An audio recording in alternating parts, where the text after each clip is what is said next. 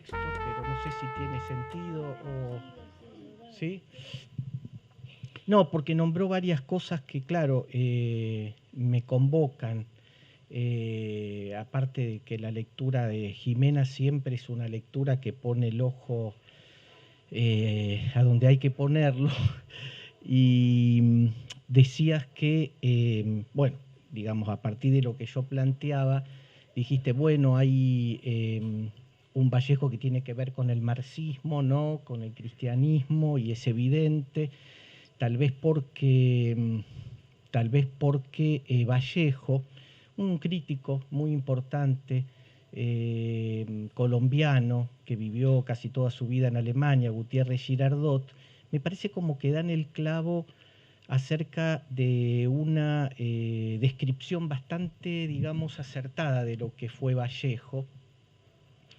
Y lo dice, digamos, con un perfil muy bajo, pero me parece como que de algún modo nos revela un poco como el corazón de la poesía de Vallejo. Dice, fue un poeta provinciano en la ciudad. Y es cierto porque desde muy temprana edad, casi adolescente, baja de Santiago de Chuco a Trujillo y ya no vuelve sino esporádicamente, digamos, a su país natal, e incluso en Francia, ya digamos en todo su tiempo que vivió sin retornar al Perú, como el Inca Garcilaso que se va para no volver, Vallejo es un poeta que escribió toda su poesía en la ciudad siendo un sujeto serrano. Y eso se nota incluso en París cuando dice tantos años y nunca me falla la tonada, o por ejemplo, hoy fue domingo en todas las orejas de mi burro. Es decir, es un sujeto serrano que está siempre en tensión con lo urbano, con lo moderno, incluso digamos en el lenguaje. Vallejo es capaz de remontarse y recuperar palabras muy arcaicas de nuestra lengua. Taona estuosa de aquellos mis bizcochos, ¿no? No solamente taona, sino también estuosa, ¿no? Que uno, digamos, recupera, digamos, un adjetivo de estío, ¿no? Para decir que la taona, el horno, estaba caliente. Por lo tanto, digamos, y también mezclando, digamos, idiomas y dialectos y jergas, extraterritorializando su propia lengua desde un adentro, ¿no es cierto?, siempre sonoro. Eso yo creo que le viene del modernismo, pero digamos abierto ya, digamos, a una sintaxis moderna, fragmentada, muchas veces interrumpida. Hoy hablábamos antes de que hay un Vallejo también hermético, ilegible, pero que atrae, que es sumamente atractivo, que en contacto con ese poema nos sentimos que el poema nos convoca más allá de lo que ese poema dice. Uno puede clasificar y decir, bueno, claro, eso pasa con todos los poemas vanguardistas. Algunos dicen que el hermetismo en poesía no existe, porque en realidad lo que el poeta hace siempre es crear una lengua por dentro de la lengua misma, ¿no? Es decir, hay una extraterritorialización de la lengua, pero desde el adentro. A pesar de que Vallejo escribió en otro idioma, escribió algunos poemas en francés, Vallejo no es un poeta que abandone la lengua, que necesite abandonar la lengua propia para escribir en otra lengua, digamos, ¿no? Pero bueno, esto un poco como introducción en el sentido de un poco describir a Vallejo como este sujeto serrano en la ciudad, y que a medida, imaginen, digamos, un sujeto serrano como Vallejo que nace en Santiago de Chuco y termina viviendo en París, Trujillo, Lima, estuvo en Rusia, que era en Moscú, que es la capital de una nueva utopía, en Madrid, que era, digamos, un poco el centro por sinécdoque de la guerra civil, y París, que fue donde vivió, la capital todavía de la cultura, ¿no es cierto? Entonces Vallejo, digamos, frente a ese crecimiento, digamos, urbano, Vallejo sigue con la misma proporción de fuerza, replegándose, digamos, en su serranía, pero a la vez modernizándola, ¿eh? Y, digamos, la paradoja con la que me encuentro es que a mayor urbanización, también paralelamente mayor pobreza. Y yo creo que un poco el libro lo que trata es de captar o recapturar cómo a Vallejo siempre le interesó el tema del dinero desde los poemas juveniles hasta España aparta de mí este cáliz. El famoso, en el libro, digamos, el verso que, digamos, de alguna manera organiza todo el libro es el del famoso poema de los poemas humanos que dice la cantidad de dinero que cuesta el ser pobre.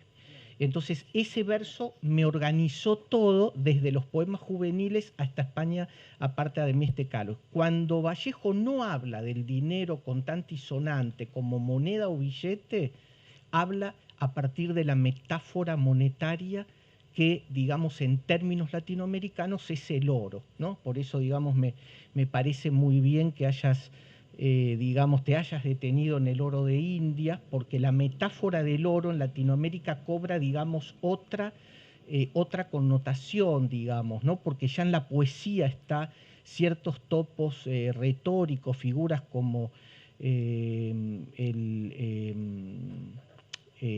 tópico de la, a ver si me acuerdo, de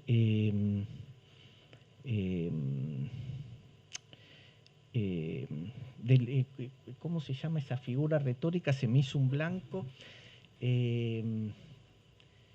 La que está en Quevedo y en Góngora, que es, bueno, el aprovechamiento del oro que después Chaplin lo toma.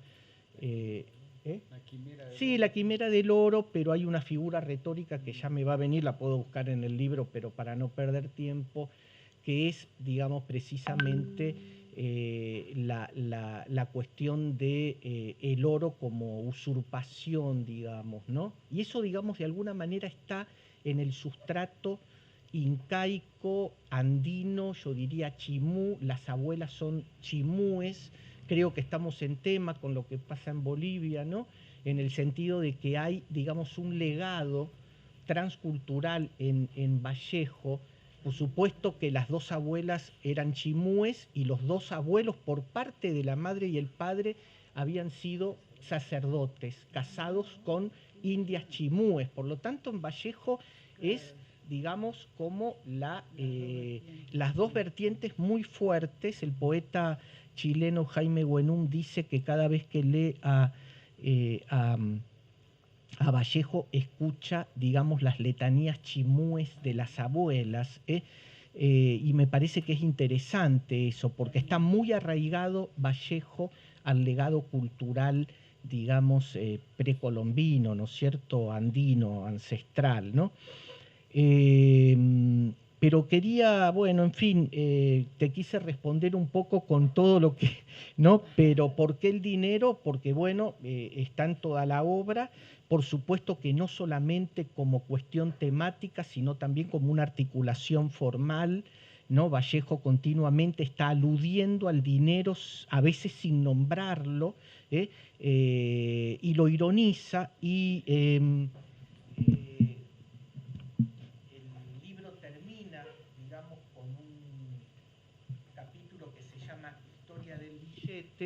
bueno, historia del billete, que es un billete que el Banco Nacional del Perú hizo con la figura del famoso Vallejo, ¿no?, retratado en Versailles, que todos conocemos, con el bastón, ¿no?, que ya es icónico, y del reverso del billete una vista panorámica de Santiago de Chuco, ¿no?, de la aldea natal, y yo ahí trabajo la ironía, porque Vallejo es muy probable, algunos dicen que muere de hambre, es decir, por efecto de la desnutrición y demás. Nunca se sabía a qué respondía esa fiebre, ¿no es cierto?, que lo aquejó hasta...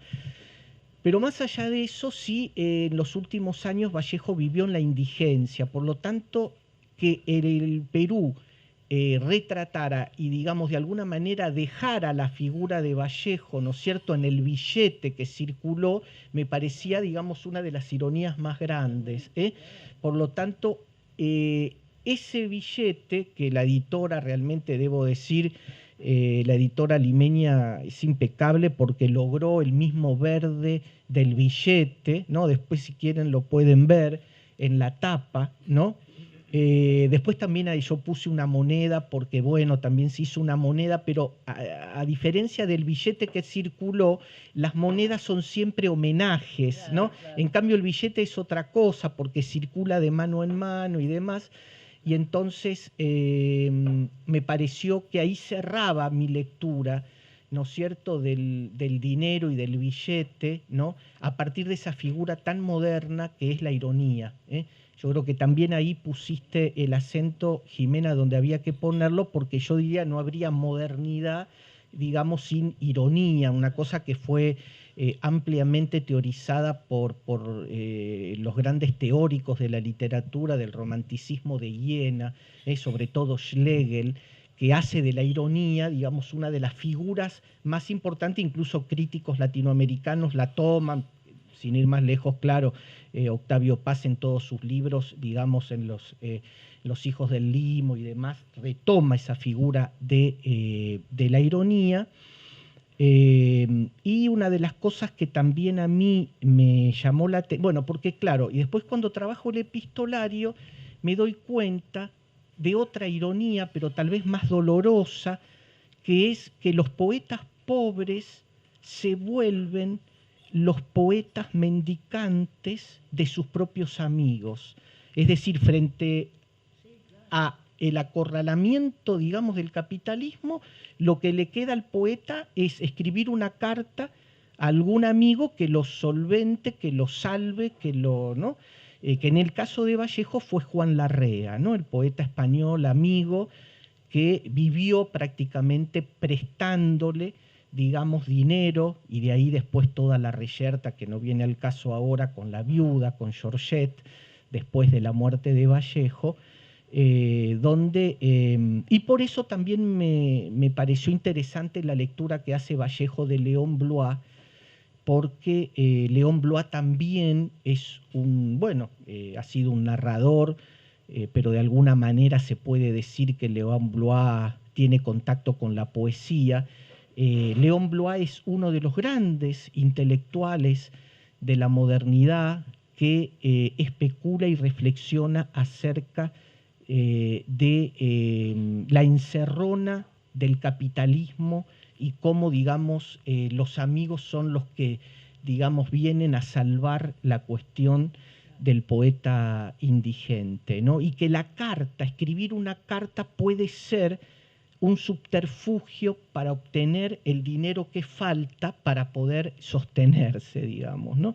Por lo tanto, no sé si fui dando, digamos, como una idea al menos somera o global de lo que el libro representa. Sé que no pude dar cuenta de eso. Entonces, tal vez, si les parece, leo una pequeña reflexión que hice, digamos, de manera condensatoria. Es solamente unos párrafos, tal vez no lo leo todo.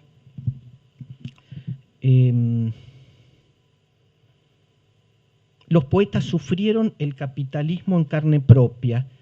Como unas décadas antes de Vallejo lo habían padecido Baudelaire, José Martí, Rubén Darío, José Asunción Silva, Julián del Casal, para restablecer una continuidad cronológica entre el autor de Les Fleurs du Mal y de España aparta de mí este cáliz. El valor de la poesía remite a la economía, pero Vallejo se adelanta siempre al futuro de los futuros lectores. En ese poema de Trilce, Tahona estosa de aquellos mis bizcochos, que es el texto en que Vallejo reflexiona sobre la crudeza del capitalismo, porque esta es otra de los errores de la crítica. Es decir, como Vallejo conoce el marxismo en Europa, hace que todo comience, toda crítica del capitalismo hace que comience allí en Vallejo, y ya comenzó en los poemas juveniles, no necesitó, digamos, conocer el marxismo y afiliarse, digamos, al partido, ¿no? Eso es lo que trato de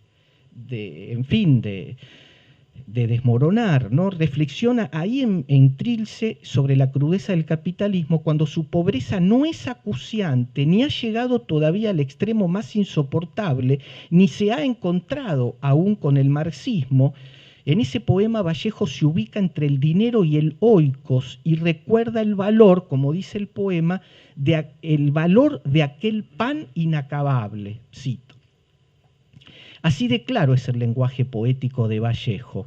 El dinero como fruto del capitalismo es lo que se acaba y lo que siempre habrá que mendigar. Más dinero, siempre el dinero para sobrevivir. La cantidad enorme de dinero que cuesta el ser pobre, escribiré años después en otro poema, cuando ya la penuria arrecia y no hay lugar donde estar. ¿Cuál es entonces el valor de la poesía? La poesía puesta en valor, la poesía sin plusvalía, la poesía sin explotación, es el dinero que Vallejo espiritualiza y vuelve en algún momento bíblico para sustraérselo a la lógica capitalista y entonces dirá, cuando se vuelva mendigo de sus amigos, que el dinero llegó en el momento justo como aquella añadidura que promete Jesús si se busca primero el reino de los cielos. Escándalo semántico para los marxistas. El milagro de la añadidura, sin embargo, tampoco se le dio todas las veces en lo real, pero Vallejo está haciendo otra cosa con la poesía. Consigue extraer de la pura negatividad, del puro vacío, un valor simbólico potente más fuerte que la moneda contante y sonante en sus efectos. Funde la promesa de liberación con una teología que se abre, como en Walter Benjamin, al marxismo. Años después, en América Latina, la teología de la liberación, abortada desde el interior de la propia Iglesia, afirmará en la voz de uno de sus fundadores, el padre Gustavo Gutiérrez, haber tenido los poemas de Vallejo como una de sus fuentes. La poesía, materia prima de la liberación real de los pueblos americanos.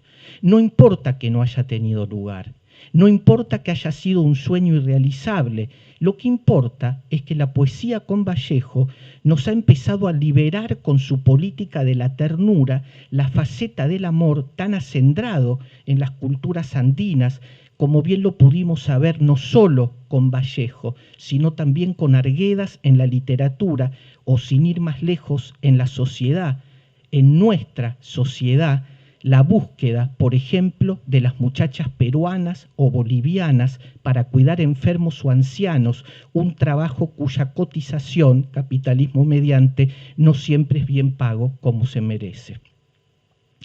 El valor de la poesía me llevó a estas reflexiones, pero recibo un WhatsApp la vez pasada de una amiga, una compañera de facultad que estudió conmigo, que le mando el libro y me deja un poco, digamos, consternado.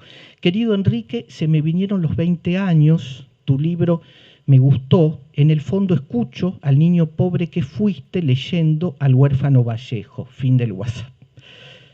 Sé de lo que habla, yo mismo fomento la reflexión acerca de la elección inconsciente de los temas que nosotros no elegimos, sino que los temas nos eligen a nosotros.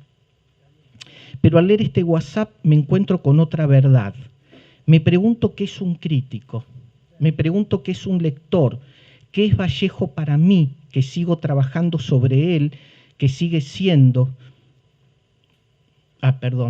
que sigue siendo mi materia prima, que me da el dinero para que vaya a Perú a hablar de Vallejo, o a Alemania, o a España, o a Cuba. Vallejo me sigue financiando las lecturas, mis libros, mis hipótesis, me subsidia las clases del seminario, me mantiene económicamente para proseguir los estudios sobre su propia poesía. Vallejo se sigue burlando del capitalismo y se autofinancia en su tiempo póstumo financiándome la investigación. Entonces me pregunto qué es un crítico, qué es un lector entonces, y se me vienen todas las imágenes. Elijo una, entre el elenco incompleto del lector, como detective, como cazador, como lector implícito, como lector salteado, etc. Hoy elijo otra imagen, que es la que propuso Nicolás Rosa, el crítico como indigente. Esa es la figura que me une a Vallejo. El crítico lector como el hurgador, porque todos los lectores vivimos de la indigencia del sentido. Lo buscamos, lo cartoneamos, sin encontrarlo nunca del todo, el no todo llama Lacan a esa imposibilidad. Estamos siempre faltos de sentido, el sentido se nos esconde, lo escarbamos, lo escudriñamos entre los restos que dejan las imágenes, los tropos, los silencios del poema. Pienso la frase de Flaubert y le tengo que dar un giro de 180 grados y decir Vallejo ce n'est pas moi. Me repito eso, pero también como lectores trocamos la pobreza en riqueza, una riqueza del todo imprevisible, otra versión de la dicha, del goce de vivir, y cuando encontramos el sentido, es decir, siempre un fragmento, una partecita, un resto, vivimos en esa plenitud tan real como fugitiva hasta sentir otra vez la falta donde todo recomienza. Hoy me digo con Rimbaud, jetan otro, hoy me digo con Roberto Art, yo no soy Erdosán, como diría Mazota, hoy me digo Vallejo no soy yo, por fin romper con las identificaciones para encontrarnos de una vez por todas con el otro.